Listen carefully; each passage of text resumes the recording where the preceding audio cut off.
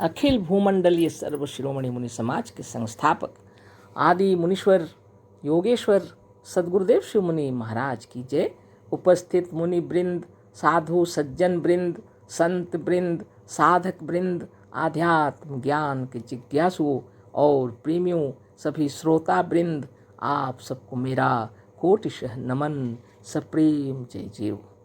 तो हम लोग आध्यात्मिक चर्चा कर रहे हैं और सदगुरुदेव शिव मुनि महाराज रचित ग्रंथ आत्मबल, मनोबल और इच्छा शक्ति के अंतर्गत हम लोग दूसरों का रोग दूर करने का उपाय इस पर चर्चा कर रहे हैं और उसके अंतर्गत है विश्वास बल, है ना। और ये है अध्याय 12। इसी के अंतर्गत हम लोग चर्चा कर रहे हैं विश्वास बल। कल एक थोड़ा सा पढ़े और उसकी चर्चा किए थे, आज आगे पढ़ते हैं, है ना। आत्मबल का पानी समुद्र के बराबर बड़ा, गहरा, विस्तृत, महान और अथाह होकर क्या करेगा। यदि रोगी के पास का पानी लेने का वाला बर्तन संदेह और शंकाओं के छिद्रों से जर्जर हो रहा है, बहुत बड़ी बात है ना। बहुत बड़ी बात है। आत्मबल का पानी समुद्र के बराबर बड़ा, माने अगर आप इतना आत्मबल इकट्ठा किए हैं, सदगुरुदेव कह रहे हैं कि समुद्र के समान विशाल हो सकता है, आपके अंदर में इतना ब्रह्म बल होगा, इसमें कोई संदेह नहीं, है ना। सदगुरुदेव बहुत सुंदर लिखे हैं, आत्मबल का पानी समुद्र के बराबर बड़ा, गहरा, विस्तृत, महान और अथाह होकर क्या करेगा। यदि रोगी के पास का पानी लेने वाला बर्तन संदेह और शंकाओं के छिद्रों से जर्जर हो रहा है ना। जिसको आप अच्छा करना चाह रहे हैं उसके हृदय में आपके लिए इतना विश्वास नहीं है ना। अगर, है ना, और आपका आत्मबल कितना भी विशाल समुद्र के समान और गहरा और विस्तृत भी क्यों न हो, इतना महान आत्मज्ञानी होते हुए और मनोबल के अपने आप के मैंने क्या बताऊं, अने मनोबल के मैंने राजा होते हुए कहने से चलेगा, है ना। लेकिन रोगी अगर आपके ऊपर विश्वास और भरोसा नहीं करता है, उसके बर्तन लेने में जो ऐसा छिद्र है, समुद्र का पानी लाने जा रहे हैं और कोई झंझरा लेकर के जाएंगे तो कितना पानी आएगा। हाँ, अगर उसके हृदय में संदेह और शंकाओं का छिद्र है, यानी उसके उस हृदय में ऐसा बर्तन, हृदय रूपी बर्तन में संदेह और शंकाओं का छिद्र से जर्जर हो रहा है, तब क्या होगा, है ना। इन संदेहों और शंकाओं के छिद्रों को जिस रोगी ने विश्वास द्वारा बंद नहीं कर लिया है, वह अपने पात्र को समुद्र में भी डुबोकर एक तोला भी पानी नहीं ला सकता, नहीं ला सकता। धन्य हो सदगुरु, है ना, आपकी महिमा अपार।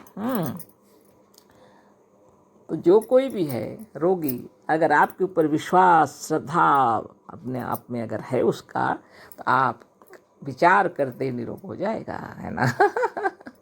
सबसे बड़ी बात यही है। तो प्रत्येक मुनि के अंदर में ये इच्छा होती है कि रोगी को अच्छा कर दिया जाए, किसी का जो तकलीफ है उसको दूर कर दिया जाए। तो आपका आत्मबल, मनोबल, ज्ञान बल उच्च से उच्च हो सकता है, इसमें कोई संदेह नहीं। लेकिन रोगी जो है उसके हृदय में यदि आपके लिए श्रद्धा, भक्ति, विश्वास नहीं है तो वो अच्छा नहीं हो सकता। क्योंकि महासमुद्र के पास भी जाए कोई और झंझरा लेकर के जाए, पानी लेने के लिए चलनी लेकर के जाए, तो पानी वहाँ से क्या आएगा, नहीं ना। वैसे ही सदगुरु जैसे महान तत्व को जो नहीं समझा, हम लोग सदगुरु के इस ज्ञान को समझकर मुनि जगत में आ गए, लेकिन बहुत से लोग अभी तक नहीं समझ पाए। तो अगर आप योगी हैं आत्मबल से लबालब, तो रोगी के हृदय में भी आपके लिए भरोसा होना चाहिए।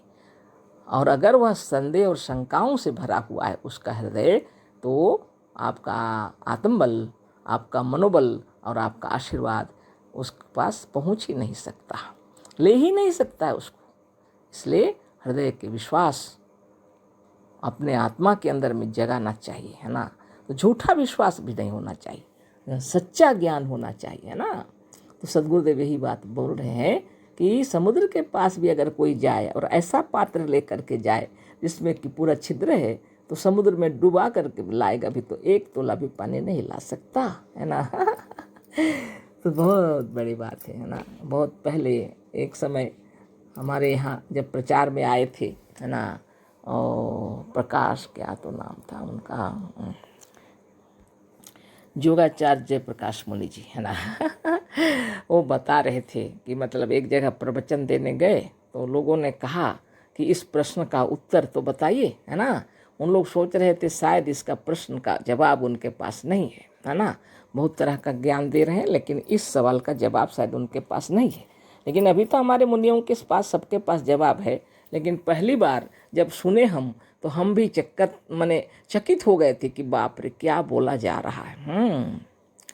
गुरु ने कहा शिष्य से जल ले आना, नदी कुआं के पास न जाना, कमंडल भर कर लाना। गुरु ने कहा शिष्य से लकड़ी ले आना, जंगल झाड़ के पास न जाना, गट्ठर बांध के लाना। जब हम सुने तो हम भी चकित हुए, बाप रे इसका अर्थ क्या हो सकता है ना। तो बहुत महान योगी थे, प्रवचन देते थे और अपना उड़ीसा में भी बहुत आए, हम उनके साथ में भी गए हैं, उड़ीसा में भी घूमे हैं, है ना।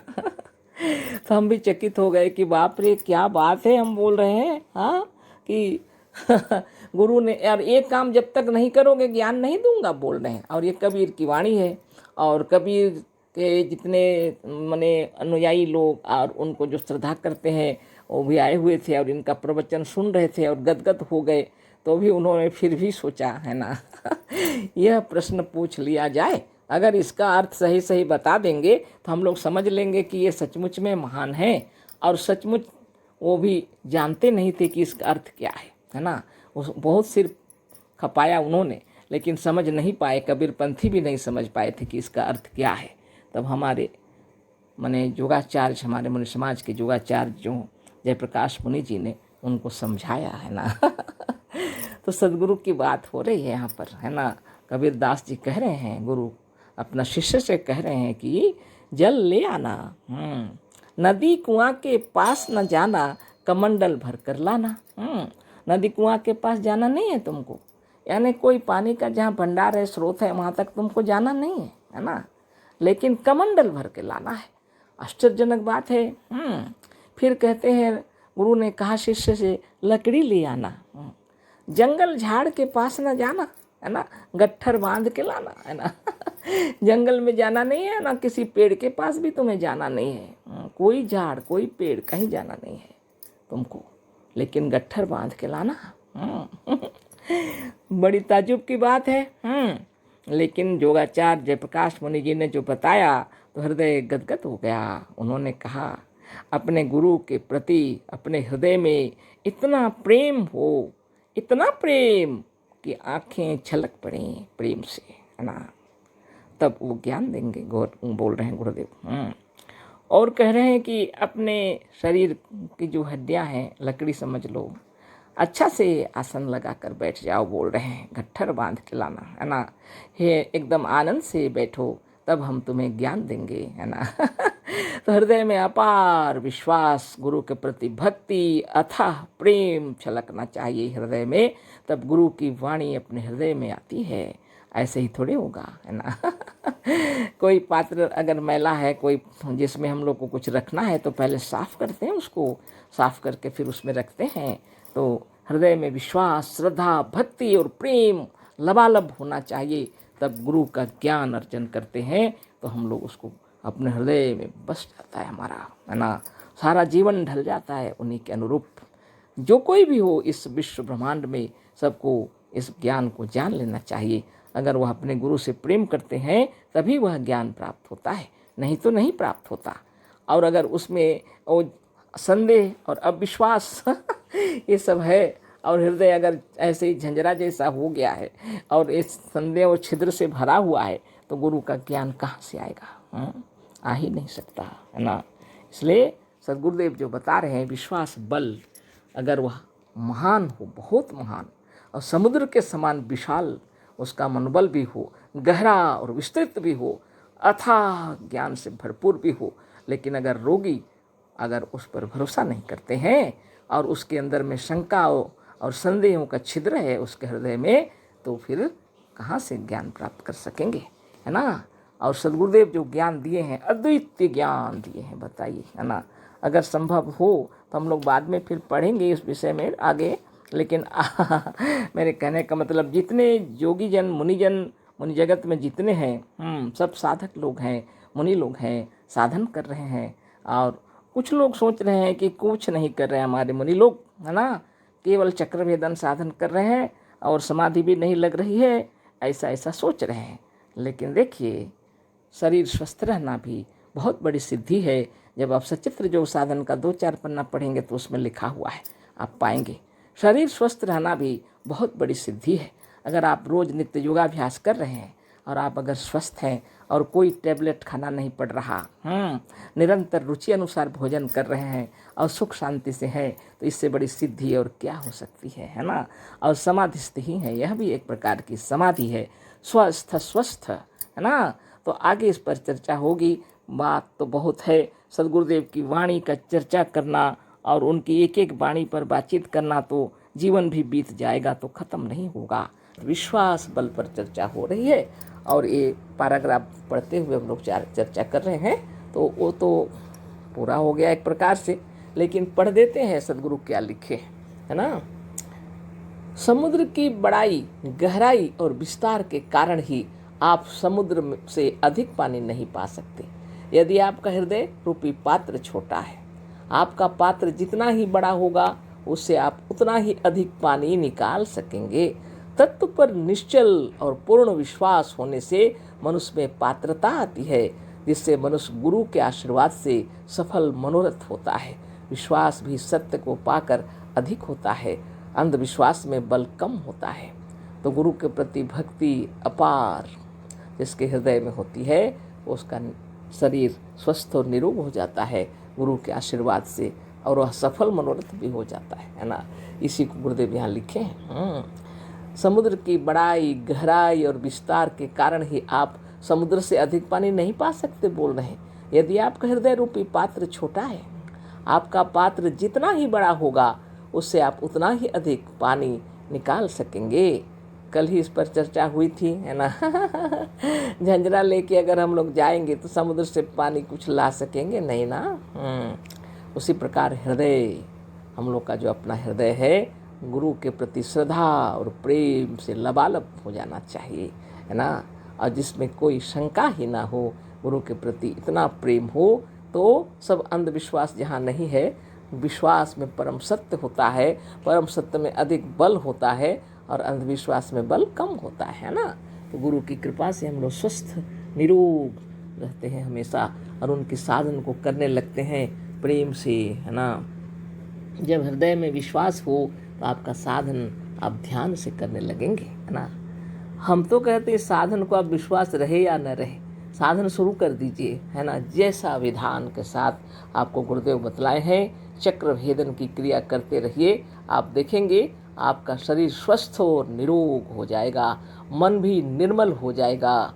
क्योंकि बच्चा जब दौड़ते भागते रहता है तब भी माँ उसको खाना खिलाती है ना, तभी भी उसका पेट भरता है।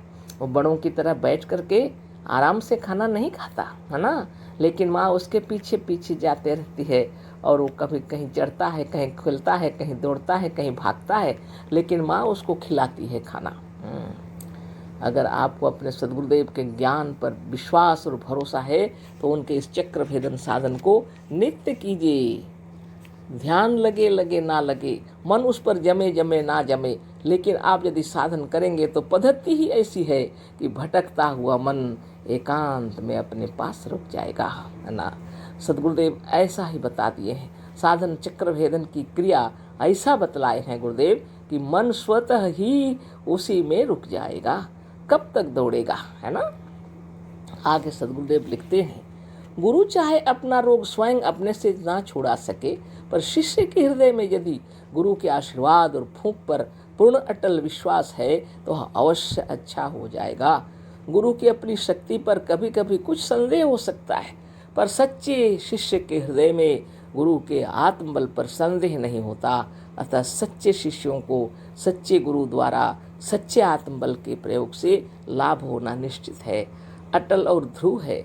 यदि लाभ नहीं हुआ तो यह समझ लीजिए कि रोगी या शिष्य में विश्वास की कमी है अथवा वह गुरु के प्रति कुटिल व कपटी है ना।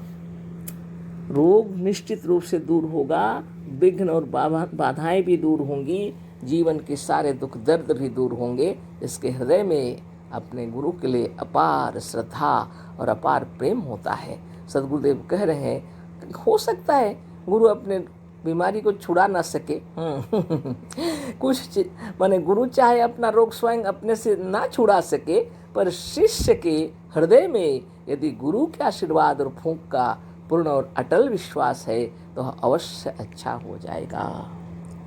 हमने अपने आँखों से देखा है।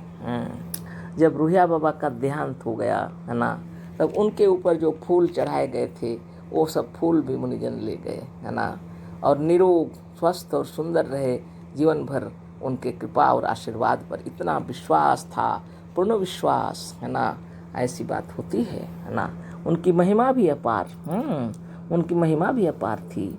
मेरी माँ के आँख का ऑपरेशन हुआ था और दर्द हो रहा था। ऑपरेशन के बाद जब घर में आई माँ तो बोली, रुहिया बाबा को थोड़ा बोलो ना बेटा, थोड़ा सा मेरा तकलीफ़ हो गया है, आँख में दर्द हो रहा है, लगता है जैसे सुई से कोई मैंने खींच रहा है, ऐसा लग रहा है, और बता दो गुरुदेव वहाँ से आशीर्वाद दे दे, रुहिया बाबा को बोलो है ना। हम फ़ोन लगाए तो उठाए, बोले बाबा ऐसी ऐसी बात है। तो बोले बेटा ठीक है, अभी तुरंत अच्छी हो जाएगी, हम यहाँ से आशीर्वाद दे रहे हैं है ना, और हमको 5 मिनट के बाद फ़ोन करना है ना जैसे ही वहाँ से आशीर्वाद दिए और मेरी माँ का आँख का दर्द छू मंतर हो गया। कितनी बड़ी बात है। यह कोई जादू टोना नहीं है, हृदय की भक्ति और शक्ति है ना। माँ के हृदय में उनके प्रति अपार भक्ति और उनका आशीर्वाद तो तेजस्वी आशीर्वाद पहुँच गया है ना, इसमें कोई संदेह नहीं है ना और बात तो ऐसी ही रही। इसमें जो गुरुदेव लिखे हैं इस पर विश्वास रखिए है ना। गुरु चाहे अपना रोग स्वयं अपने से ना छुड़ा सके, पर शिष्य के हृदय में यदि गुरु के आशीर्वाद और फूंक का पूर्ण और अटल विश्वास है तो वह अवश्य अच्छा हो जाएगा।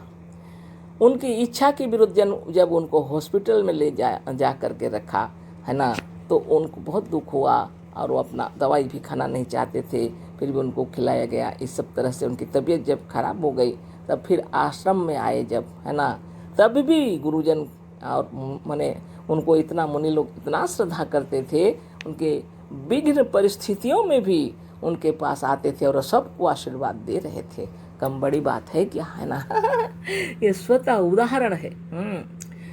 तो गुरु के प्रति जिसकी भक्ति होती है वो अपार भक्ति होती है। तो यह कोई गुरुडम, यह कोई अंधविश्वास नहीं है, यह अपने हृदय की भक्ति है। जिन्होंने आपको योग साधन सिखाया, जिन्होंने आपको भगवान का सच्चा दर्जा दिखाया, वो भगवान सदगुरुदेव शिवमुनि महाराज की कृपा बनी रहे है ना। उनकी महिमा से हम लोग आज साधन सीख रहे हैं है ना। और सदगुरुदेव शिवमुनि महाराज की जय, जिन्होंने इतना योग शिक्षक योगाचार्य बनाने का विधान बना दिया और आज हमारे मुनि जगत में इतने योग शिक्षक इतने योगाचार्य बने हैं और सभी योग साधन शिक्षा दीक्षा दे रहे हैं है ना। और मुनिजन भी साधन ध्यान तपस्या कर रहे हैं है ना। बहुत बड़ी बात है। उसके बावजूद भी अगर लाभ नहीं हो रहा है किसी का तो सदगुरु क्या लिखे हैं देखिए है ना बहुत बड़ी बात है। अतः सच्चे शिष्यों को सच्चे गुरु द्वारा सच्चे आत्मबल के प्रयोग से लाभ होना निश्चित है, अटल और ध्रुव है। यदि लाभ नहीं हुआ तो यह समझ लीजिए कि रोगी का शिष्य में विश्वास की कमी है अथवा वह गुरु के प्रति कुटिल व कपटी है। साधन ध्यान तपस्या अगर आप कर रहे हैं तो हमारा तो पूर्ण विश्वास है कि यह ब्रह्मांड में अगर अभी जितनी बीमारियां हैं उससे अधिक भी बीमारियां अगर आ जाएं तो जो कोई भी बीमारी हो सदगुरुदेव उसका साधन आपको बतला दिए हैं। इस साधन को नियमित कीजिए, आप देखेंगे शरीर का सारा रोग निकल जाएगा। जो भी बीमारी क्यों ना हो, असाध्य कुछ भी नहीं है। सद्गुरुदेव इतने तत्व से जो बतला दिए हैं, आत्मा की इच्छा से ही शरीर चलता है, आत्मा की इच्छा से ही खड़ा होते हैं आप, आत्मा की इच्छा से ही सब कुछ होता है। शरीर का रोग दोष दुख तकलीफ तो उस तरह दूर हो जाता है जैसे हम लोग अपने कोई शरीर में अगर कोट पहने और गर्दा है तो झाड़ दिए, अगर कभी शरीर में कोई मैला है तो नहला लिए, इसी तरह रोग दोष दुख तकलीफ अपने आप निकल जाएंगे जब आपकी भावना दृढ़ हो जाए। तो अपनी भावनाओं को दृढ़ करने के लिए योगाभ्यास करना पड़ता है।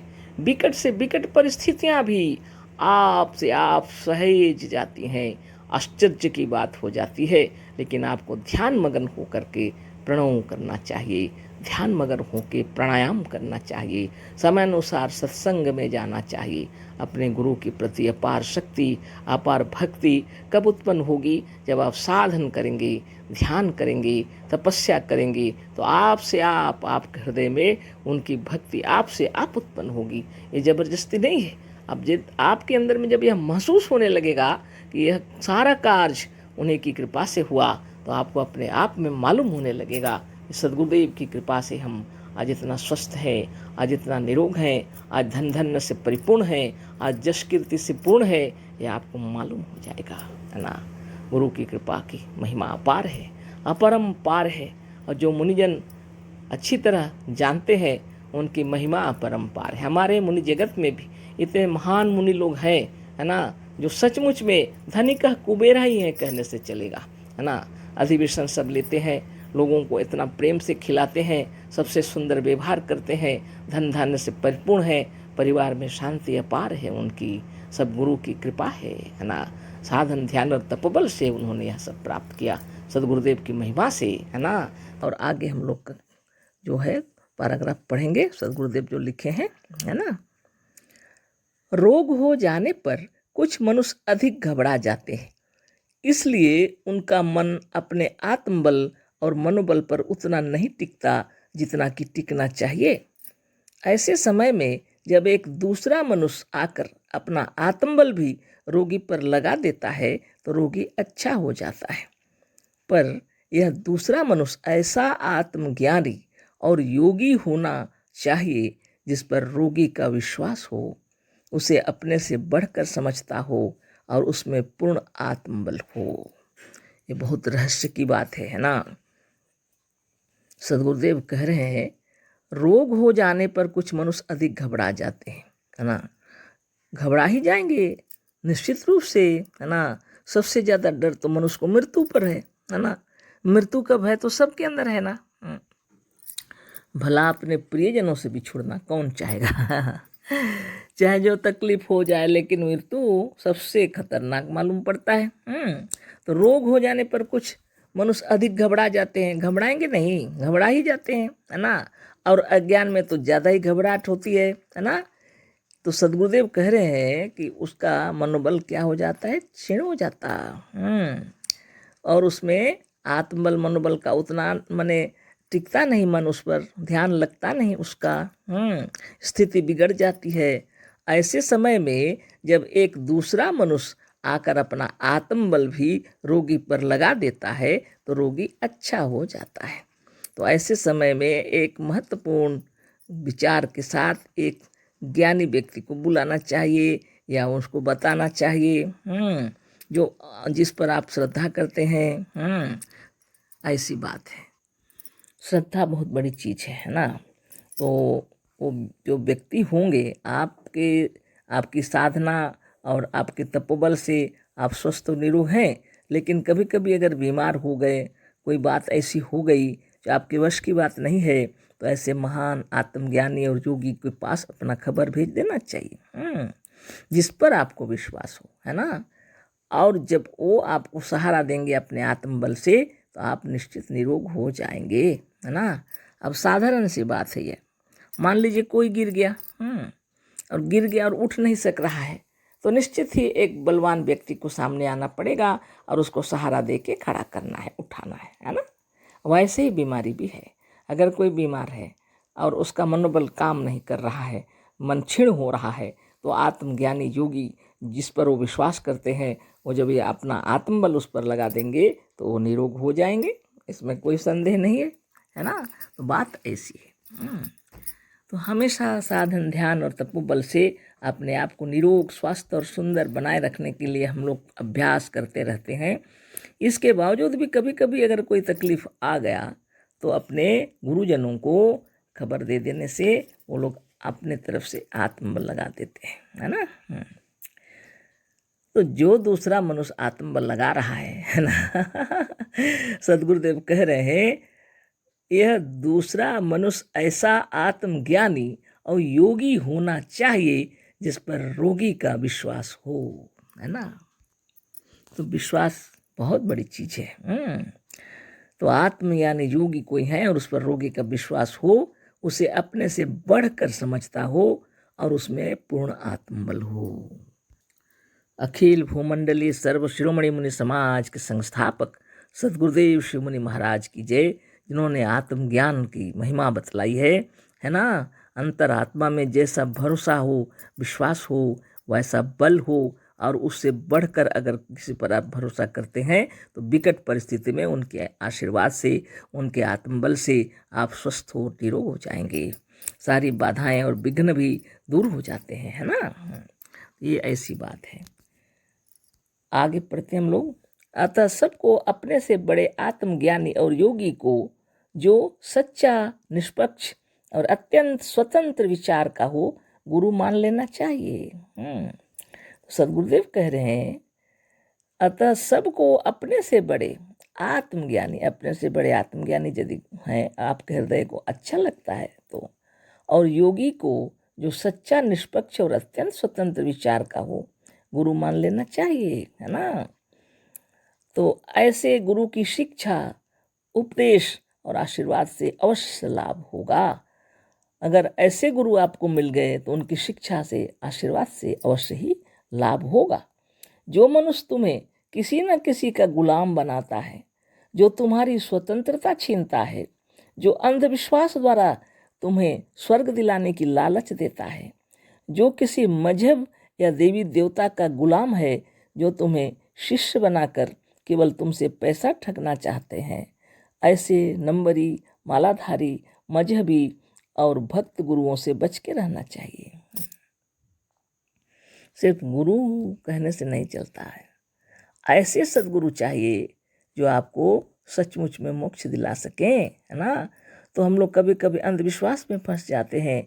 सदगुरुदेव कह रहे हैं, कुछ ऐसे भी गुरु हैं जिनके आशीर्वाद की कोई आवश्यकता नहीं है, तुम गुलाम बन जाओगे, कह रहे हैं।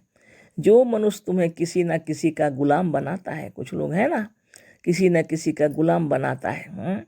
कोई बोलेगा भगवान शिव के भक्त हैं तो भगवान दुर्गा के भक्त हैं, तो काली के भक्त हैं, तो बजरंग बली के भक्त हैं, कोई ना कोई किसी के भक्त हैं, तो आपको उसके भक्ति करने की बात कहेंगे।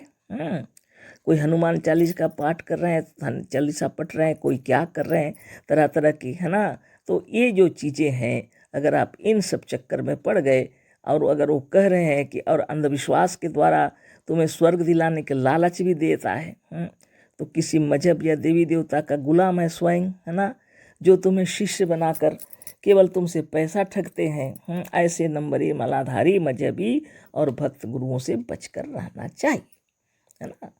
सदगुरुदेव का कहना है, गुरु करो ऐसा गुरु, सदगुरु जो तुम्हें सच्चा ज्ञान दे, है ना, और जिससे तुम आनंद विभोर होकर के जीवन जी सको और मोक्ष भी प्राप्त कर सको। बात तो ऐसी है। अब बताइए क्या क्या बातें हो जाती हैं ना। गुरु या आत्मज्ञानी योगी का आत्मबल बीज है और रोगी का हृदय छत्र है। गुरु या आत्मज्ञानी आत्मबल जो दे रहे हैं वह हम समझ लीजिए एक बीज है और रोगी का हृदय है छत्र, जमीन समझ लीजिए। यदि रोगी का हृदय रूपी छत्र विश्वास, श्रद्धा और आत्मज्ञान द्वारा अच्छा नहीं बन गया है तो उसमें अच्छे से अच्छा बीज भी नहीं उत्पन्न हो सकता। बहुत पहले से भी हम लोग चर्चा कर रहे हैं ना। सोचते होंगे बारंबार हम यही बात कह रहे हैं, तो बारंबार सदगुरुदेव वही बात लिखे हैं ताकि हम लोग हृदयंगम कर सकें, है ना। आत्मबल ही सबसे बड़ा मंत्र है, गुरुदेव कह रहे हैं। आत्मबल वास्तव में सबसे बड़ा मंत्र है। फिर भी कभी कभी ऐसी परिस्थितियाँ आती हैं, देखिए, इस पर भी यदि आपके पास कोई ऐसा रोगी आवे कि बिना मंत्र पढ़े उसका पूर्ण विश्वास न जमे तो उसे प्रणव का उच्चारण करके फूंक मारना चाहिए। तो ऐसी परिस्थितियां कब आती हैं? जब कोई मजहबी व्यक्ति आपके पास आ जाए, है ना, तब उसको प्रणव के मंत्र के साथ आप फूंकना पड़ता है। प्रणव का उच्चारण शुद्ध और नियम अनुसार होना चाहिए। तो जो नित्य दिन प्रणव कर रहे हैं, शुद्ध नियम अनुसार कर रहे हैं, प्रणव भी शुद्ध रूप से कर रहे हैं, तो वो तो फलीभूत होगा। प्रणव का ठीक ठीक उच्चारण लिखकर नहीं बतलाया जा सकता। मुनि समाज के सदस्यों को इसका शुद्ध और ठीक उच्चारण बता दिया गया है। यदि आप भी उसे सीखना चाहते हैं तो अपने यहाँ से निकट के किसी मुनि समाज का सदस्य होकर उसे सीख लीजिए, क्योंकि बिना सदस्य हुए आपको कोई मुनि व मुनिवर कुछ सिखा नहीं सकता। तो मन की भावनाओं को अपने वश में कैसे करें, उसके लिए शिवहम का मंत्र है, प्रणव का मंत्र है, प्राणायाम है, चक्रभेदन है ना। तो इनको ठीक से जानिए। कल हमको एक बहन पूछ रहे थे कि आत्मस्थ कैसे होना पड़ता है ना। तो भाषा का थोड़ा प्रभाव पड़ता है। हम लोग हिंदी भाषी को कोई तकलीफ नहीं होगी। तो आत्मस्थ का मतलब है आत्मा में स्थित होना, अपने आप में, यानी स्वरूपस्थ होना, समाधिस्थ होना, एक ही बात है। तो आत्मदेव अपने आप में पूर्णतः निरोग हैं, है ना। अगर तुम रोगी हो फिर भी किसी तरह से हर रोज बारंबार यह कहो कि मैं निरोग हूँ। सदगुरुदेव लिखे हैं निरोग होने का अद्भुत उपाय। वास्तव में तुम निरोग हो, वो बात पहले नहीं लिखे हैं। उन्होंने लिखा है अगर तुम रोगी हो फिर भी किसी प्रकार से हर रोज तुम कहो हम निरोग हैं, हम निरोग हैं, है ना। देखोगे तुम एक दिन निरोग हो जाओगे, तब तुम्हें यह ज्ञान हो जाएगा कि वास्तव में तुम निरोग ही थे।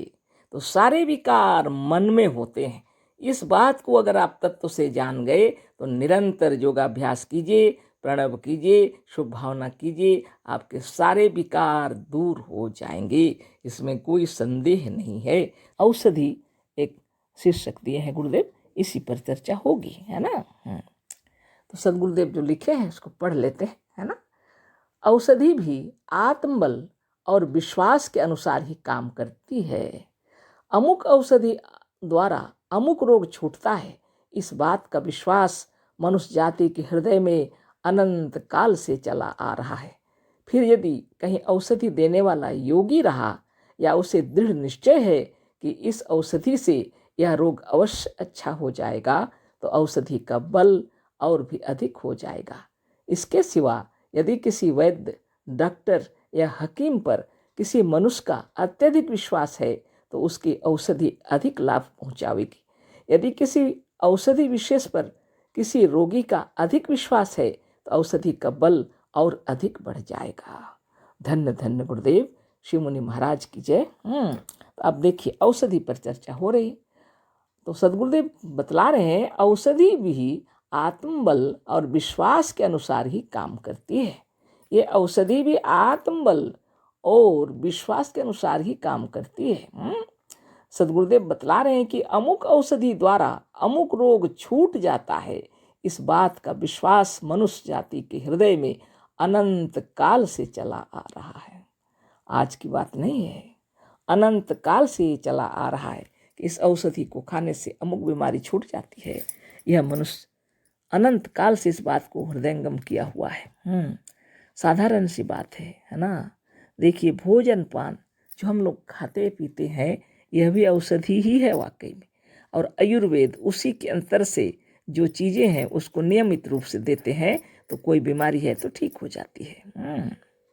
बहुत बड़ी बात है ना, है कि नहीं।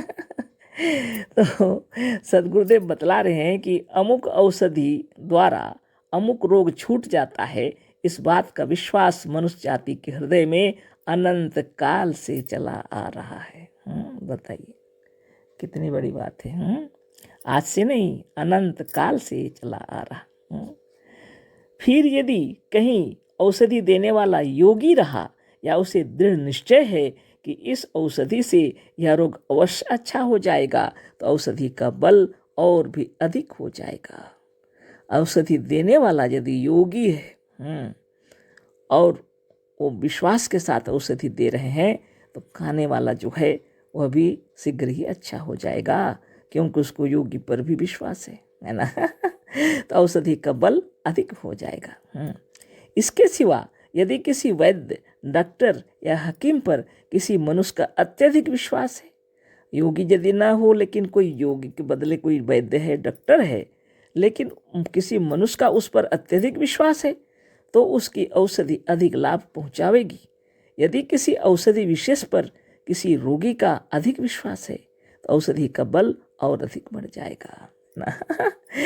तो उसी तरह औषधि पर अगर किसी विशेष रोगी का अधिक विश्वास है, तो उससे और बल बढ़ जाएगा।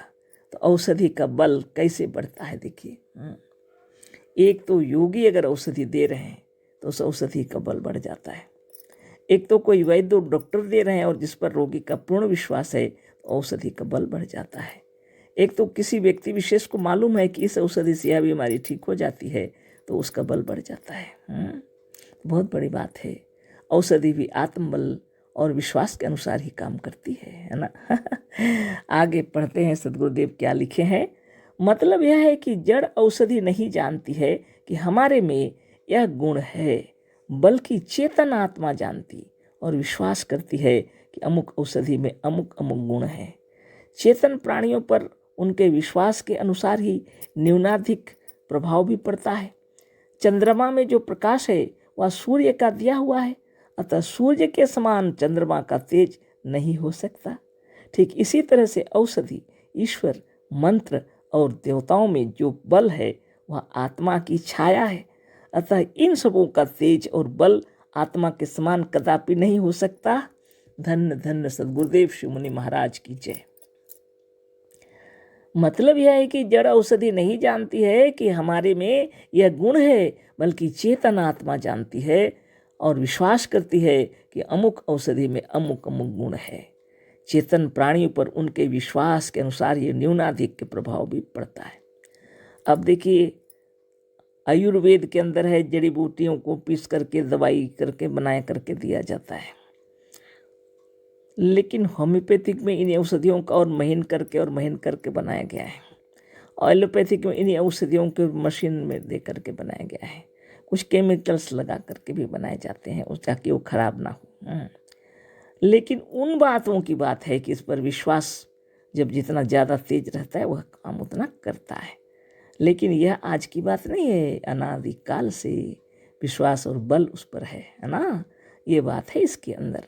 तो सद्गुरुदेव बतला रहे हैं कि आत्मबल सबसे बड़ा बल है। औषधि का बल भी आत्मबल से बढ़ जाता है। विश्वास बल, आत्मबल सबसे बड़ा बल है और यह आत्मा में उत्पन्न होती है। आत्मा में अगर विश्वास है तो औषधि का बल अधिक बढ़ जाता है। जो औषधि दे रहे हैं उस पर अगर विश्वास है, औषधि देने वाले का विश्वास है, औषधि पर आपको विश्वास है, तो उसका बल बढ़ जाता है ना। तो कहने का मतलब यह नहीं है कि औषधि में कोई बल नहीं है। औषधि में भी बल है, लेकिन उससे ज़्यादा बल आत्मबल है, क्योंकि सद्गुरुदेव कह रहे हैं, देखिए चंद्रमा में जो प्रकाश है वह सूर्य का दिया हुआ है, अतः सूर्य के समान चंद्रमा का तेज नहीं हो सकता। ठीक इसी तरह से औषधि, ईश्वर, मंत्र और देवताओं में जो बल है वह आत्मा की छाया है, अतः इन सबों का तेज और बल आत्मा के समान कदापि नहीं हो सकता। बहुत बड़ी बात है। इसको अगर तत्व से समझ जाएंगे तो आप कोई औषधि खाने की आवश्यकता नहीं पड़ेगी। आप निरंतर योगाभ्यास कीजिए। आत्मबल सबसे बड़ा बल है और इसी का बल सब में दिखाई पड़ रहा है। सूर्य में, चंद्र में, सितारों में, है ना, आकाश में, अग्नि में, जल में, वायु में, मिट्टी में, सब में आत्मा का तेज है। इसी आत्मा के तेज और इसी आत्मा के बल से हम लोग औषधि भी खाते हैं और अच्छे भी हो जाते हैं। इतने प्रकार की औषधियों का परीक्षण भी मनुष्य आत्मा ने किए हुए हैं, है ना। कौन चीज़ गर्म है, कौन चीज़ ठंडा है, कौन चीज़ खाना चाहिए, कब खाना चाहिए, सब बताए हुए मनुष्यों को, है ना। अब बताइए कितनी बड़ी बड़ी बातें हैं। हाँ, कब क्या खाना चाहिए ये औषधि बताते हैं।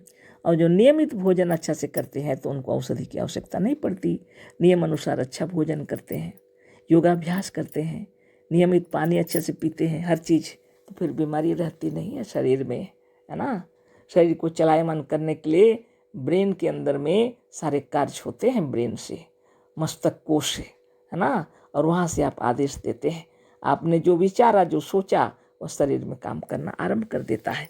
तो नियमित शुभ भावना, चक्रभेदन, साधन नियमित करना चाहिए, जिससे शरीर निरोग हो, स्वस्थ हो जाएगा, है ना। हम कुछ ऐसी जगह पर गए हैं, ये मुनि समाज के प्रचार करने के समय में हमको लोग ले गए हैं ऐसी जंगल जगह पर। हम अभी उस जगह का नाम हमको मालूम नहीं, याद भी नहीं पड़ रहा, कभी उसमें डायरी भी नहीं रखे, हम लिखे भी नहीं, है ना। लेकिन हम जा कर के दंग रह गए, है ना। ऐसे जंगल, झाड़, पहाड़, पर्वत के अंदर मुनि लोग रहते हैं, है ना, जंगल के भीतर। और वहाँ पर यदि कोई योग शिक्षक है तो उसके पास जो लोग आते हैं, एक तो पागल लोग को भी लाया जाता है योग शिक्षक के पास, जो उनको अच्छे कर देते हैं। कोई किसी को कुत्ता काट दिया तो भी योग शिक्षक के पास लाते हैं, वो उनको अच्छे कर देते हैं। कोई सांप काट दिया वो भी उनके पास लाते हैं, वो सबको अच्छे कर देते हैं। अद्भुत। और ये सद्गुरुदेव शिव मुनि महाराज की महिमा है। योग शिक्षक के अंदर में इतना आत्मबल, इतना मनोबल, इतना ज्ञान बल, इतना योग बल केवल योगाभ्यास से हुआ है ना। और जब उसको योग शिक्षक का पद दे दिया जाता है तो उसको स्वतः ही वह बल आ जाता है उसके अंदर में, है ना। तो ये बातें हैं। देखिए, हम साफ साफ बता रहे हैं, हमने कुत्ता काटे हुए किसी मनुष्य को फूंक करके अच्छा नहीं किया है लेकिन वहाँ हम देख करके चकित हो गए, वहाँ पर कुत्ता काटा हुआ को भी फूंक के अच्छे कर देते हैं बोले। तो हम चकित हुए, क्योंकि मेरे दादाजी तो औषधि देते थे कुत्ता काटा हुआ व्यक्ति को, क्योंकि वो 6 साल के बाद भी निकल सकता है बोलते हैं। विचित्र बात है, क्या बीमारी है वह, 6 महीना के तक की बात अलग है, 6 साल के बाद भी निकल सकता है बोलते थे। तो डर जाते थे हम, सोचते थे बाप रे, कुत्ता अगर काटा हो किसी को तो दवाई ही दे देना चाहिए। ये भी मेरे मन की बात है ना। लेकिन वहाँ हम देखे, हम बोले कि बस ऐसा कुत्ता उत्ता काट दे और आप लोग खाली फूंक के अच्छा कर देते हैं, तो बोले हाँ बिल्कुल, है ना। तो कोई दिन और फिर दोबारा निकला नहीं, बोले नहीं बिल्कुल नहीं, वो तो 10 साल तक यहाँ तो दवाई खाए हुए लोग बड़े हुए, कोई अच्छे हैं सब, कोई बीमारी नहीं है। अरे बाप रे, और सांप काटा हुआ तो क्षण में अच्छा कर देते हैं, वो अलग बात है ना। धन्य धन्य सद्गुरुदेव शिव मुनि महाराज की जय, जिन्होंने मनोबल को इतना ऊंचा रखा और मन की भावना से वो लोग पानी फूंक के दे देते हैं और उस व्यक्ति को मंत्र के साथ फूंक देते हैं और वो हो गया उसका कुत्ता काटा हुआ विष समाप्त, है ना। तो दूसरों का रोग दूर करने का उपाय के अंतर्गत जितने प्रकार के अंधविश्वास हैं उस पर भी सद्गुरुदेव बतला रहे हैं। सबसे बड़ा बल है आत्मबल, गुरुदेव का कहना है ना। आत्मा में अपार बल है और मन इधर उधर मत भटकाओ, इनके कहने का मतलब है ना। तो औषधि पर कल चर्चा हुई, औषधि भी जो आत्मबल मनोबल से बढ़कर नहीं है ना। तो जो भी हो आवश्यकता अनुसार औषधि लोग खा लेते हैं, खाना भी चाहिए ज़्यादा यदि पीड़ित हों तो, लेकिन योग साधन कभी नहीं छोड़ना, है ना। योग साधन से जब ठीक हो जाएगा शरीर तो औषधि की आवश्यकता भी नहीं पड़ेगी, है ना। क्योंकि जो भोजन पान ही हमारा औषधि का रूप में कार्य करने लगता है। इतने नन्हे से बालक थे हम लोग और माता पिता यही सब खिलाते खिलाते हम लोग अच्छा से खाना पीना खिलाए, आत्मज्ञान, आत्मबल सब कुछ हो गया, शरीर भी स्वस्थ रहा और इतने बड़े हो गए हम लोग, है ना। अनेक रोग दुख तकलीफ सबको झेलते हुए भी बच्चे बड़े हो जाते हैं, है ना। क्योंकि वो एक नियम है आत्मा का। निश्चित रूप से शरीर निरोग रहेगा, स्वस्थ होगा, है ना। पर ये जो बातें हैं मन के अंदर में इतना प्रभाव डालती हैं जिसके कारण से हम बीमार होते ही भयभीत हो जाते हैं और भय के कारण बीमारी बढ़ जाती है। तो मंत्र तंत्र जादू टोना दुनिया भर के लोगों को बुलाते हैं हम लोग, है ना, अज्ञान अवस्था में। तो सद्गुरुदेव उसी का सफाई मन को कर रहे हैं कि मन को शुद्ध रखो तो कोई तकलीफ नहीं है। उसी के विषय में चर्चा हो रही है यहाँ पर। हाँ, तो मंत्र तंत्र के विषय में बतलाए हैं सद्गुरुदेव।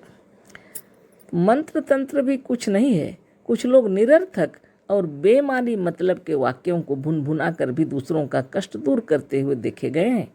वेद के मंत्रों द्वारा, हिंदू और कुरान की आयत द्वारा मुसलमान भी लोगों की पीड़ा दूर किया करते हैं। हमने बिना कोई मंत्र पढ़े ही बिच्छू और सर्प का विष क्षण मात्र में उतार दिया है। बिना मंत्र पढ़े ही केवल होठ हिलाने से ग्रामीण और मूर्ख रोगी समझते हैं कि कोई मंत्र पढ़ा जा रहा है। इसलिए कुछ लोग झूठ मूठ का केवल रोगी के विश्वास के लिए होंठ हिलाते रहते हैं। मंत्र में कोई बल नहीं है, बल है आत्मा में और दृढ़ विश्वास में। बहुत से लोग मंत्र नहीं पढ़ते, केवल होंठ हिलाते रहते हैं। ऐसे झाड़ने वालों से जब लोग कहते हैं कि हमें मंत्र बता दो, तो वह कहता है कि कुछ नहीं, कोई मंत्र नहीं है। लोग इस पर यह समझते हैं कि शायद यह न बताने का एक बहाना है। हमने तो देख लिया है, हमारे शिष्य और पाठक भी यदि चाहें तो इसकी परीक्षा ले लें और बिना मंत्र पढ़े सांप और बिच्छू का विष केवल आत्मबल द्वारा क्षण मात्र में जब चाहें तब उतार दें। सर्प का विष उतारने की एक और युक्ति हम अपने शिष्यों को बता देते हैं, है ना। सद्गुरुदेव शिवमुनि महाराज की जय। सद्गुरुदेव चाहते हैं कि हम लोग का मन एकाग्र हो, अपने आप में, है ना, तल्लीन हो जाए और हम लोग आत्मा की अपार बल को जान लें, जिससे हमें कभी कोई तकलीफ ना हो, है ना। इसलिए सद्गुरुदेव बता रहे हैं कि मंत्र और तंत्र जो कुछ भी है ये भी निरर्थक है, बेमानी है। बहुत से लोग ऐसे हैं कि माने मंत्र भुनभुना रहे हैं और कोई कोई वेद मंत्र से भी हिंदू लोग और कुरान शरीफ ये सब का आयत पढ़ करके मुसलमान लोग पीड़ा दूर करते हैं, और बिना कोई मंत्र पढ़े बिच्छू और सर्प का क्षण मात्र में उतार दिए, कहते हैं सद्गुरुदेव, है ना। तो उनकी प्रतिभा, उनका व्यक्तित्व ही ऐसा था, लोग उन पर इतना भरोसा करते थे। तो जब सद्गुरु बिना मंत्र के ही इच्छा द्वारा, आत्मबल द्वारा क्षण मात्र में उनका विष उतार देते थे, सर्प का विष हो या तो ये क्या बोलते हैं बिच्छू का विष, है ना। तो उतना मनोबल अगर आप में आ जाए, हम में आ जाए, तो हम लोग भी क्षण मात्र में बिना मंत्र पढ़े भी लोगों के दुख दूर कर सकते हैं। पर हम लोग का ध्यान और तपस्या, साधन और ध्यान तपस्या में डूबना पड़ेगा, बहुत बड़ा माने कार्य है। तो सद्गुरुदेव बता रहे हैं कुछ लोग क्या करते हैं, झूठ मूठ का होठ हिलाते हैं गांव ग्रामीण देहाती लोगों को, और ऐसे ही मंत्र से अच्छे हो रहे हैं लोग। तो लोग पूछते हैं कि हमें भी सिखा दो, वो कहते हैं कोई मंत्र नहीं है। तो फिर सोचते हैं लोग, अच्छा ये बताना नहीं चाहता होगा, है ना। सद्गुरुदेव का कहना है आत्मबल से बढ़कर कोई बल नहीं है। हृदय में दृढ़ विश्वास और आत्मबल हो तो सब बीमारी ठीक हो जाती है। तो सद्गुरुदेव का कहना है हमने तो देख लिया है, हमारे शिष्य और पाठक भी यदि चाहें तो इसकी परीक्षा ले लें। बिना मंत्र पढ़े सांप और बिच्छू का विष केवल आत्मबल द्वारा क्षण मात्र में जब चाहें तब उतार दें। सर्प का विष उतारने की एक और युक्ति हम अपने शिष्यों को बता देते हैं, है ना। ये बिना मंत्र पढ़े भी आत्मबल मनोबल के द्वारा सर्प का विष उतार देते थे सद्गुरुदेव, है ना। ऐसे बहुत से मुनि लोग हैं। तो बात तो ऐसी है। तो कहने का मतलब ये है कि आत्मबल बहुत बड़ा बल है ना। आत्मबल और मनोबल और इच्छा शक्ति, इससे बढ़कर कोई शक्ति नहीं है वास्तव में। इसे प्राप्त करने के लिए हमें योगाभ्यास करने के लिए बतलाए हैं सद्गुरुदेव, है ना। अष्टांग योग का पालन करने के लिए बतलाए हैं। अष्टांग योग का पालन करते करते मन के विकार दूर हो जाते हैं, तो आत्मा का तेज छलक पड़ता है। आत्मा का तेज जो है वो आत्मबल, मनोबल और इच्छा शक्ति प्रज्वलित होने लगती है, दृढ़ संकल्प हो जाता है। तब हम लोग अपने शरीर का तो कोई बीमारी नहीं, दूसरे रहती ही नहीं है रोग शरीर में, है ना। दूसरे का रोग भी हटा सकते हैं, है ना। तो मंत्र का मतलब होता है मन को तर कर देना, मन को भिगो देना। तो ऐसी ऐसी पाठ पढ़ते हैं लोग जिससे उनका सर्प का भी उतर जाता है। हमने देखा है, हमारे सामने एक व्यक्ति को सांप काट दिया, तो एक बूढ़ा व्यक्ति हमारे गांव में, तो उसको मंत्र झाड़ रहे थे, सिर से लेकर पांव तक जितने प्रकार के सांपों का नाम करते थे, और वो जहाँ भी है और इसका सर्प का विष यहाँ से उतर गया बोल करके मस्तक से फिर उतार देते थे गले पर। ऐसे करते करते सारे शरीर पर मंत्र पढ़ते रहे और उसी तरह फूंकते रहे, और पैर का अंत में पैर की चोटी तक भी, पैर की अंगूठे तक यह विष आया और यहाँ से उतार दो, बोल करके फूंके और यह जा अब पताल लोक चला गया, समाप्त, है ना। निरोग हो गए। बिल्कुल विचित्र, इतना समय तक वो मंत्र पढ़ते रहे और निरोग हो गए। उनका गाना भी सुना, मंत्र भी सुना, हम बैठ के देख रहे थे, है ना। कितनी बड़ी बात है। और हमारे सदगुरुदेव की बात ही अलग है। वो तो क्या नाम है पूछते, नाम से उठा देते उनको, चाहे सांप काटा रहे, सांप को जैसे नाम उनका बोलते थे उठ जाते थे। सुवर्ण मुनि थे, एक बार गए थे मेरे बड़े चाचा के साथ गोरखपुर, है ना। और अधिवेशन चल रहा था, सत्संग हो रहा था और उनको सांप काट दिया, नाग सांप, सुवर्ण मुनि को, है ना। सब लोग घबरा गए, लेकिन कोई बात नहीं, सदगुरुदेव 3 घंटा भाषण देंगे तभी आ सकते हैं। वो भाषण कंप्लीट हुआ तब आए और बोले क्या हुआ, तो बोले इसको सांप काट दिया। तो बोले सुवर्ण, बोलते साथ हाँ हाँ नाग सांप बोलते हैं। मैं नाग सांप, है ना। सदगुरुदेव बोले देखो, तो बोले मेरा पैर मेरे ऊपर पैर रख दिए इसलिए काट दिए, है ना। फिर उसके सिर पर हाथ रखे गुरुदेव और पूरा जहर उतर गया। उसका ध्यान भी ठीक हो गया, सब कुछ ठीक हो गया। ऐसी बात है। तो उसके मैंने गुरुदेव की तरह अब मन तो ऐसे ही हो जाता है ना। अब हमारा मन क्या कहता है, हम लोग सदगुरुदेव के समान तो नहीं कर पाएंगे, ऐसा मन कहता है। यही कमजोरी को हटाने के लिए सदगुरुदेव इतनी बड़ी बात बता रहे हैं। हाँ, लेकिन मन का कमजोरी दूर होता नहीं है ना। कहने का मतलब है ध्यान और तपस्या से जैसे जैसे मनोबल बढ़ेगा तभी हो सकता है। हाँ, थोड़ी बड़ी बातें हो जाती हैं कभी, लेकिन ऐसी बातें बाप रे, किसी का जीवन, वो तो मरे हुए व्यक्ति को, सांप कटा हुआ व्यक्ति को भी गुरुदेव उठा देते थे, है ना। तो ये बात है।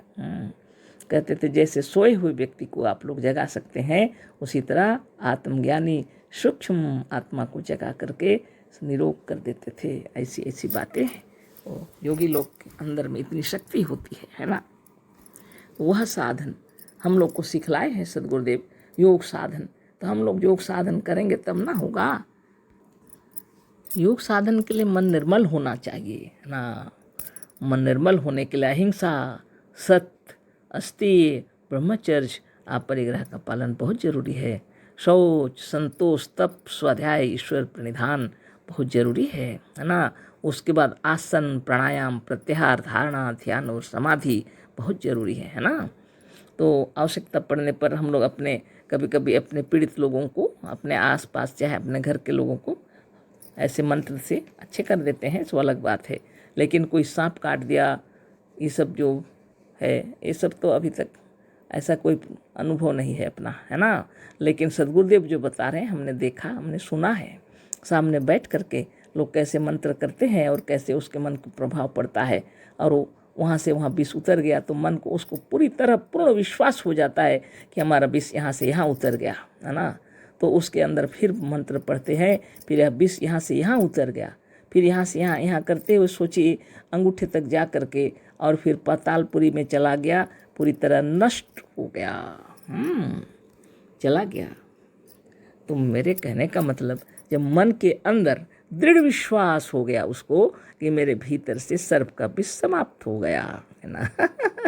तो इसी को सदगुरुदेव बता रहे हैं कि आत्मबल के द्वारा बिना मंत्र पढ़े भी क्षण में सर्प का विष उतार सकते हैं, बिच्छू का विष उतार सकते हैं। इस तरह का हम शिष्यों को नया युक्ति बता रहे हैं बोल के, है ना।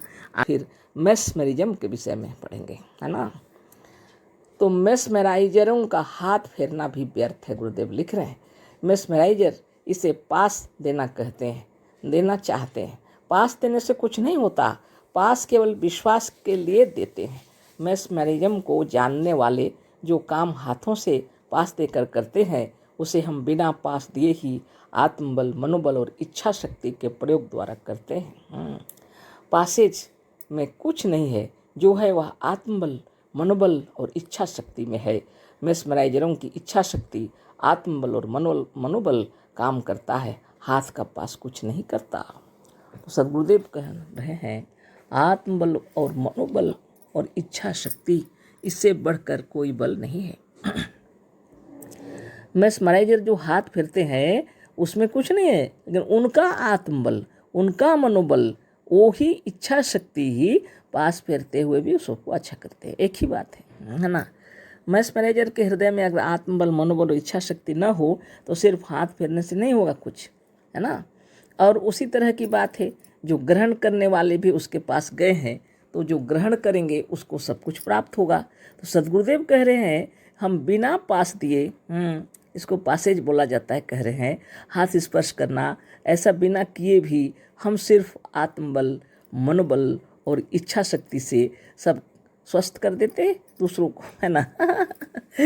अब सोचिए, अब विचार कीजिए, सद्गुरुदेव का प्रताप अलग है, उनकी प्रतिभा, उनका तेज, है ना, वो जो कोई भी देखेंगे तो सबसे पहले भाव विभोर हो जाएंगे। उनकी प्रतिभा के सामने उनका मत नस्तक हो जाएगा, मत माने अपना बुद्धि विचार सब उनके सामने शरणागत हो जाएगा अपने आप, है ना। तो अपने को इतना बनाना पड़ेगा तब जाके बिना हाथ फेरे ही अच्छे किए जा सकते हैं, और नहीं तो बड़े बड़े मैनेजर लोग भी हाथ फेरते हैं। तो कहने का मतलब ये है कि आत्म और मनोबल और इच्छा शक्ति को लोग हाथ के द्वारा ऐसे प्रदान करते हैं। लेकिन सद्गुरुदेव कह रहे हैं वह तो कोई काम का नहीं है, लेकिन उनके हृदय के अंदर जो आत्मबल, मनोबल और इच्छा शक्ति है वही काम करता है वास्तव में। और जो ग्रहण कर रहे हैं उसको उसके प्रति समर्पण की भावना है। तो हृदय में ये विचार कर लीजिए कि आत्मबल, मनोबल और इच्छा शक्ति के द्वारा यदि आप कुछ अच्छा कार्य करना चाह रहे हैं तो स्वयं को अच्छा बनाना पड़ेगा। आत्मबल, मनोबल और इच्छा शक्ति, दृढ़ इच्छा शक्ति बढ़ाने के लिए नित्य योगाभ्यास करना है, अवश्य ही। और जो यम नियम का पक्का पालन करेंगे तो उनका पावर बढ़ता है। अब यम नियम यदि ठीक नहीं है तो पावर आ नहीं सकता। जैसे जैसे यम नियम आपका पक्का होगा, आत्मबल बढ़ेगा, मनोबल बढ़ेगा, इच्छा शक्ति जो आपकी है वो दृढ़ इच्छा शक्ति से आप अपना तो सही है ही, दूसरों का भी सही कर सकते हैं, है ना। तो ये तो आपकी इच्छा की बात है। तो सद्गुरुदेव का कहना है मैस्मरिज्म और इस सब के बारे में क्यों लिखे हैं कि कहीं आप उनके चंगुल में ना फंस जाएं। आप अपना योग साधन, ध्यान, तपस्या छोड़कर कहीं आप उनके चंगुल में ना फंस जाएं, कहीं आप मंत्र तंत्र के चंगुल में ना फंस जाएं, केवल औषधि के भरोसे में आपका जीवन ना चला जाए। इसलिए सद्गुरुदेव ये सब लिख करके बतला रहे हैं कि वो सब चक्कर में मत पड़ो, नित्य योगाभ्यास करो। तुम्हारे अंदर में आत्मबल, मनोबल, इच्छा शक्ति इतनी तेज होगी तो बिना हाथ फेरे भी तुम दूसरे का रोग भी अच्छा कर सकते हो, दूसरे का दुख भी दूर कर सकते हो, है ना। तुम्हारी समस्त मनोकामनाएं पूर्ण होंगी। इसी को गुरुदेव बतला रहे हैं हम लोगों को। हम लोगों के शुभ भावना के अंत में हम लोग क्या कहते हैं, हम शिव सुखी स्वाधीन है, निश्चिंत जीवन मुक्त हैं। इसको आप प्रत्यक्ष समझ लीजिए। सद्गुरुदेव क्या कहते हैं, देवी देवता, भूत प्रेत ये सब के चक्कर में ना पड़े हम लोग। औषधि कई भरोसा में जीवन ना बीत जाए, मंत्र तंत्र, जादू टोना ये सब चक्कर में ना पड़े हम लोग, है ना। इतना तक कि मैस्मरिज्म ये सब के चक्कर में भी ना पड़े हम लोग, इसलिए ये सब लिखे। तो हमको आपको सच्चा ज्ञान सद्गुरुदेव जब दिए हैं उसको ग्रहण करने के लिए अष्टांग योग का पालन करना पड़ेगा। अष्टांग योग का पालन करते करते स्वतः आत्मबल बढ़ जाता है, मनोबल भी बढ़ जाता है ना, और आपकी इच्छा आपकी जो है पूरी होगी, इसमें कोई संदेह नहीं है। दृढ़ इच्छा शक्ति होनी चाहिए, है ना। तो बिना हाथ से छुए भी आप रोग को दूर कर सकते हैं अगर आपके हृदय में दृढ़ इच्छा शक्ति हो, है ना। बहुत बड़ी बात है, इसको आप धीरे से समझेंगे, है ना। क्योंकि सबको छूते फिरना कोई ज़रूरी नहीं है। सब कोई को छूना और जाकर छू करके उसका तबीयत दुरुस्त करना अच्छी बात नहीं है ना। आप अपने पास बैठ करके आत्मबल से उनका रोग दूर कर सकते हैं, है ना। ये ज़रूरी पड़ता है। ज़्यादातर योग शिक्षक, योगाचार्य लोग के पास लोग आते ही हैं अपना दुख तकलीफ बताने के लिए, अपनी विपत्ति बताने के लिए, है ना। आप मनोबल से दूर कर सकते हैं, सबसे अच्छी बात है यह। तो गुरुदेव की कृपा से हम लोग शिव सुखी स्वाधीन हैं, निश्चिंत जीवन मुक्त हैं। इसको प्रैक्टिकल में अनुभव कीजिए। आपको ना भूत प्रेत, चंडी भूत, पिशाच प्रेत किसी चीज़ की आवश्यकता है, कोई चीज़ की आवश्यकता नहीं। ना ईश्वर, न परमेश्वर, न देवी, न देवता, न भगवान, किसी की भी आवश्यकता नहीं है। आपको आवश्यकता है अपने आत्मा के बल का, आत्मबल, ज्ञान बल, योग बल और मनोबल कैसे बढ़ता है? आप जब अपने आप को जान लेंगे तो आप दुनिया को जान लेंगे, है ना। ऋषि मुनि महर्षि तपस्वी युगांतर से हम लोग को यही शिक्षा देते आए हैं। गुरुजनों को सम्मान देना, उसमें आप सोचते होंगे कि यह गुलामी है, गुलामी नहीं है। सद्गुरु जो है आपका, उसके प्रति आप हृदय में जो उद्गार उत्पन्न होते हैं, वो उद्गार से आप वह धन दौलत ज्ञान अर्जन करते हैं। सबसे बड़ी शक्ति क्या है? अपना आत्मबल, जिससे आपका शरीर स्वस्थ हो जाएगा, है ना। सबसे बड़ी दौलत है अपना स्वस्थ शरीर। और उसके बाद बाहर की दुनिया। तो क्या कहा गया है रामायण में? दैहिक दैविक भौतिक तापा, राम राज काहू नहीं व्यापा। न देह का तकलीफ होगा, है ना, दैहिक न दैविक, कोई भूत प्रेत चंडी पिशाच प्रेत जो कुछ नहीं, है ना। और न भौतिक कष्ट होगा, सब कुछ पूर्ण हो जाएगा यदि आप राम के राज्य में रहते हैं। या राम का राज्य क्या है, इसकी वास्तविकता क्या है, यह तो बिना सद्गुरु के आपको कभी प्राप्त नहीं होगा। इसलिए सद्गुरु के प्रति जो आपके हृदय में उद्गार उत्पन्न होते हैं, हृदय में इतनी भावना, प्रेम, श्रद्धा, आदर्श व्यक्तित्व के साथ आप जब गुरु का ज्ञान अर्जन करेंगे, तब उनकी बातों को जब आप समझेंगे, तब अष्टांग योग का पालन करेंगे, है ना। तो माता पिता गुरुजन सबका सम्मान करना है, और हृदय में अपने बराबर वालों को भी आदर सत्कार से रहना है। आपको पड़ोसी मित्र बंधु बांधव सखा जो कोई भी मिले, श्रद्धा से बातचीत करना है। सबसे पहली यही सिद्धि है ना। उसमें अहिंसा वाली बात सिद्ध हो जाती है। ईर्षा द्वेष छल प्रपंच और कपट यदि मन में है तो कोई लाभ नहीं होगा, है ना, कोई लाभ नहीं होगा। आप जितना भूत प्रेत और जितना पूजा पाठ और जितना सब कुछ करके भी आपको कोई शक्ति प्राप्त नहीं होगी, है ना। शक्ति प्राप्त करना है तो योगाभ्यास कीजिए, और प्रत्यक्ष में जो आपके सामने जितने भी आते हैं, हम लोग मनुष्य आत्मा ही नहीं, जीव जंतुओं को साथ में भी अच्छा ही बर्ताव करना पड़ता है ना। ऐसा नहीं है कि कोई जीव है ऐसा जो सबको नष्ट कर देगा, वैसे जीव को तो नष्ट करना पड़ता है, वो अलग बात है ना। लेकिन मेरे कहने का मतलब है, बिना कारण अकारण किसी को पीड़ा नहीं पहुंचाना चाहिए, अकारण किसी का वध नहीं करना चाहिए। ये है अहिंसा। और मन से ईर्षा द्वेष छल प्रपंच और कपट दूर हो जाना चाहिए। अपने माता पिता, अपने गुरुजन, अपने बड़े भाई बहन या अपने से बड़े जो कोई भी हैं, इनको सम्मान देना ये मुनियों का लक्षण है ना। ऐसा है होना चाहिए वास्तव में। और अपने बराबर वालों को, अपने से छोटे बच्चों को स्नेह सत्कार देना ये मुनियों का लक्षण है, और ये अहिंसा के अंतर्गत आता है। आपका हृदय यदि निर्मल है और वाणी अगर मधुर है, आपने अपने दुख दर्द सब सह लिए हैं और किसी को पीड़ा पहुंचाने की इच्छा हृदय से नष्ट हो चुकी है, तो आप पवित्र हृदय के हो गए, है ना। जब तक यह पूर्ण नहीं होगा, आपका आत्मबल नहीं बढ़ सकता। आत्मबल बढ़ाना है तो सबके साथ सम्मान आदर प्रेम सत्कार से रहना पड़ता है, तब आत्मबल बढ़ता है, मनोबल भी बढ़ता है। क्योंकि आप जैसी वाणी व्यवहार करेंगे, लोग आपके साथ वैसे ही बातचीत करेंगे, है ना। आप जब किसी का दिल दुखाएंगे तो आपको भी वैसे ही तैयार रहना चाहिए, है ना। जो तो को कांटा बुए ताही बोए तू फूल, तो को फूल है वाको है त्रिशूल। साधारण बात थोड़ी है। जब आप प्रेम बोते हैं तो चारों ओर से प्रेम की बारिश होगी। यानी आप यदि फूल कब बोते हैं तो फूल खिल जाएंगे, बहुत सारे पौधे उगाएंगे। अभी बरसात का सीजन है ना। और फूल ही फूल, और कांटे बोएंगे तो कांटे ही कांटे। लेकिन दूसरों के राहों पर बाधा डालना ये वास्तव में कांटा की तरह है।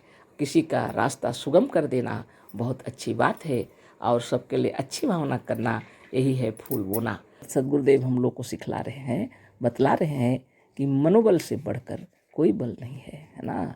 आत्मबल, मनोबल और इच्छा शक्ति सबसे बड़ी शक्ति है ना।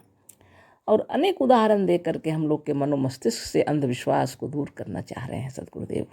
और नित्य योगाभ्यास करने से और गुरु के किताबों का अध्ययन करने से निश्चित रूप से मन के जो विकार हैं सब धुल जाएंगे, साफ हो जाएंगे, अंधविश्वास नाश हो जाएगा, है ना। सच्चा ज्ञान होते ही अंधविश्वास नष्ट हो जाता है।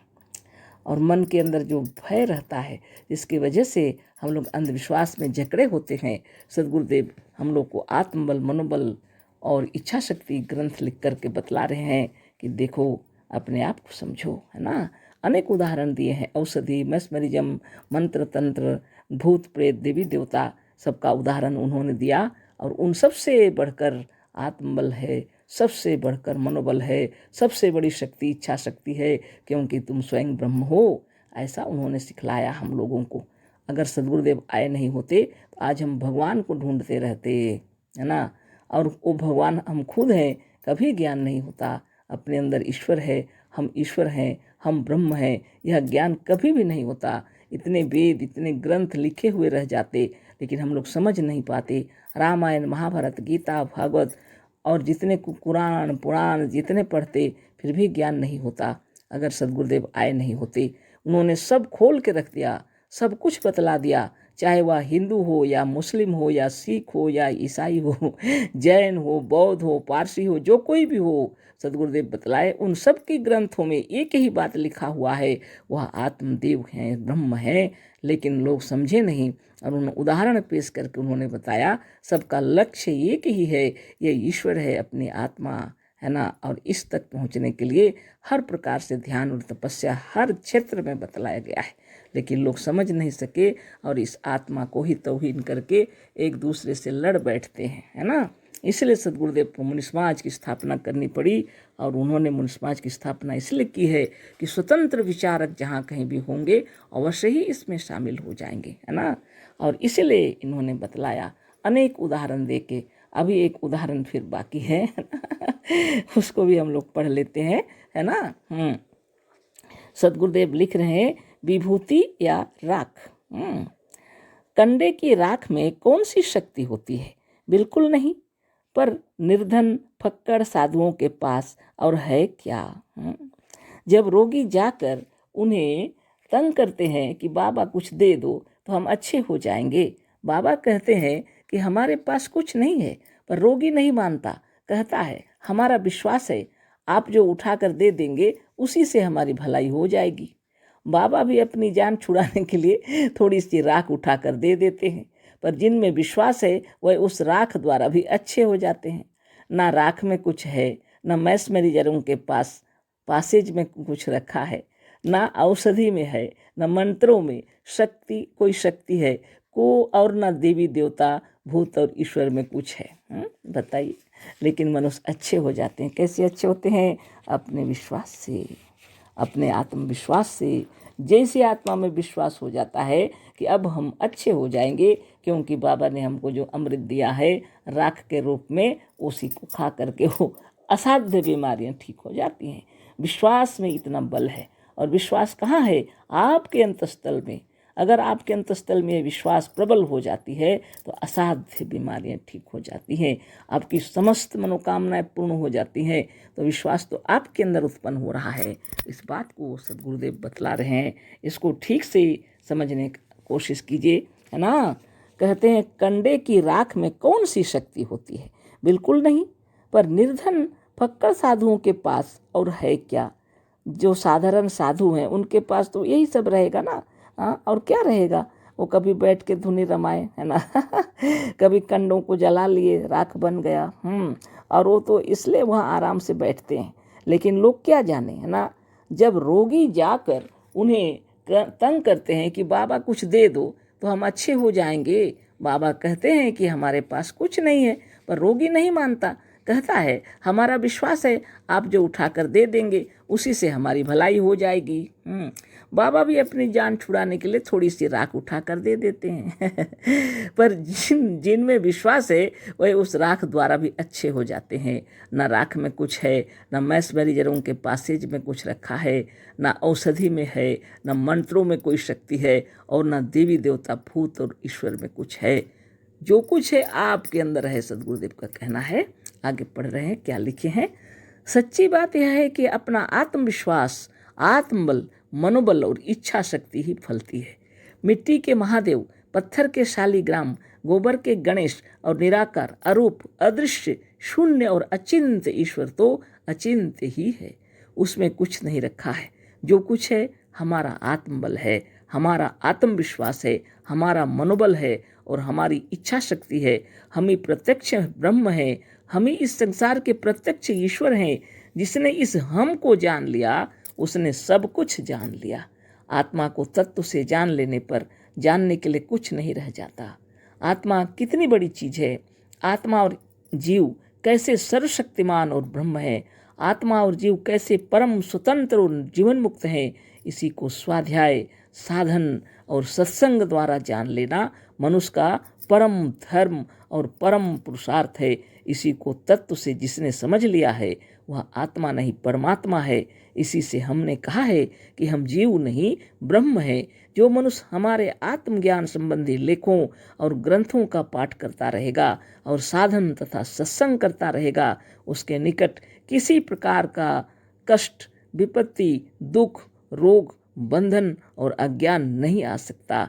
ऐसे मनुष्य जीते जी परम पद और मुक्ति को प्राप्त कर आनंद स्वरूप और ब्रह्म स्वरूप हो जाएंगे।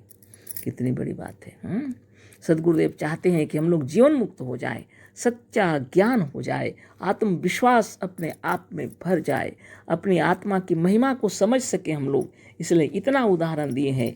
ये अध्याय 12 है और ये अंतिम पैराग्राफ था जिसे हम पढ़ रहे थे, है ना। कितनी बड़ी बात है बताइए। आप अगर इधर उधर मन भटकाएंगे तो आप कैसे समाधिस्थ होंगे, कैसे स्वरूपस्थ होंगे, है ना। और जब तक आप स्वरूपस्थ नहीं होंगे तब तक ब्रह्मज्ञान नहीं होगा। ये सिर्फ सुनने की बात नहीं है, ये सिर्फ कहने की बात नहीं है, ये अपने आप में अनुभूति अपने आप में होना चाहिए, है ना। जब आप स्वरूपस्थ हो जाएंगे तब आप जानेंगे कि आप सचमुच ब्रह्म हैं और आपका कभी नाश हुआ ही नहीं है, आप कभी मरे ही नहीं हैं। यह ब्रह्म ज्ञान आपको हो जाएगा। आज आप अजर अमर अविनाशी हैं, है ना। ये शरीर परिवर्तन होता रहा है, लेकिन यह भी लोगों के हिसाब से नहीं। ये मनुष्य आत्मा है तो मनुष्य ही होगा, है ना। जो जो जीव जैसा है वह वैसा ही होगा। जो जो पेड़ का फल जैसा है उसका बीज के अंदर वही वृक्ष छुपा होता है ना। इस विषय को तत्व से जानने के लिए सदगुरुदेव के अष्टांग योग का पालन करना जरूरी है, बिल्कुल। अहिंसा, सत्य, अस्ति, ब्रह्मचर्य, अपरिग्रह का पालन करना निश्चित रूप से जरूरी है। शौच, संतोष, तप, स्वाध्याय, ईश्वर प्रणिधान का पालन करना चाहिए। तब जा कर के आपके आसन भी सिद्ध हो जाएंगे, है ना। आसन, प्राणायाम, प्रत्याहार, धारणा, ध्यान और समाधि लग जाएगी, है ना। स्वरूपस्थ हो जाएंगे, है ना। तो स्वरूप क्या है? आपका अपना रूप है, स्वरूप है। आप ज्ञान स्वरूप है तो आपके अंदर में आपको मालूम है मैं ब्रह्म हूँ। यह ज्ञान ना रहे तो क्या हुआ, मैं हूँ, यह तो ज्ञान है ना। तो यह मैं कौन है इसको जानने के लिए समाधिस्थ होना है, स्वरूपस्थ होना है ना। सकल सिद्धियाँ आपके अंदर है ना। सकल शक्तियों के प्रदाता हैं आप, है ना। आकाश, अग्नि, जल, वायु और मिट्टी सब इसी आत्मा से बना हुआ है ना। आत्मनः आकाश संभूतः, है ना। ऋषियों ने कह दिया, लिख दिया। आत्मनः आकाश संभूतः, आकाशाद वायु, वायु अग्नि, अग्निराप, अदभ्याम पृथ्वी, ना। बनाने वाली शक्ति आत्मा है। आत्मा से आकाश की उत्पत्ति हुई है। इतना सूक्ष्म है आत्मा, आत्मा से सूक्ष्म और कोई भी नहीं है ना। अखंड है आत्मा, अविनाशी है आत्मा, अव्यय है आत्मा। और उससे आकाश जैसा तत्व सृजन हुआ।